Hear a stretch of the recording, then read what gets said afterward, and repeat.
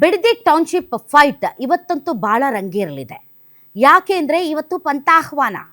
D K Shivakumar ಬರಲಿ ಅಂತ ಕುಮಾರಸ್ವಾಮಿ ಅವರೇನೋ ಬೈರಮಂಗಲ ಸರ್ಕಲ್ ಹತ್ರ ಕಾಯ್ತೀನಿ ಅಂತ ಡೆಡ್ಲೈನ್ ಕೊಟ್ಟಿದ್ದಾರೆ.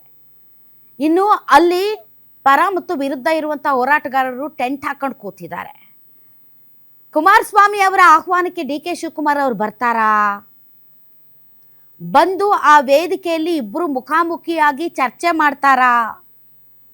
ಬಿಡದಿಯಲ್ಲಿ ಡಿ ಕೆ ಶಿವಕುಮಾರ್ ಮತ್ತು ಕುಮಾರಸ್ವಾಮಿ ಎನ್ನುವ ಮದಗಜಗಳ ಮಹಾಯುದ್ಧ ನಡೆಯುತ್ತಾ?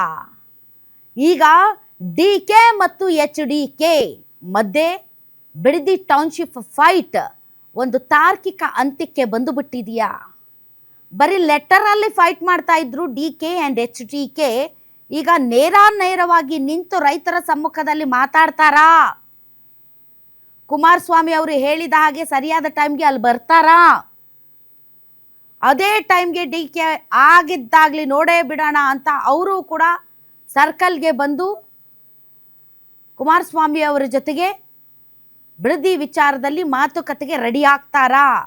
ಏನು ಬೇಕಾದರೂ ಆಗ್ಬೋದು. ಯಾಕೆ ಅಂತಂದರೆ ಡಿ ಕೆ ಶಿವಕುಮಾರ್ ಅವರ ವ್ಯಕ್ತಿತ್ವ ಮತ್ತು ಡಿ ಕೆ ಶಿವಕುಮಾರ್ ಅವರ ರಾಜಕೀಯ ನೋಡ್ತಾ ಬಂದರೆ ಒಂದು ರೀತಿ ಡೋಂಟ್ ಕೇರ್ ಮಾಸ್ಟರ್ ಇದ್ದ ಹಾಗೆ. ಆಗಿದ್ದಾಗಲಿ ನೋಡೇ ಬಿಡೋಣ ಒಂದು ಕೈ ಅಂತ ಬಂದರೆ ಹೀಗಾಗಿ ಎಲ್ಲರೂ ಬಿಡದಿಯಲ್ಲಿ ಬೀಡ್ಬಿಟ್ಟಿದ್ದಾರೆ.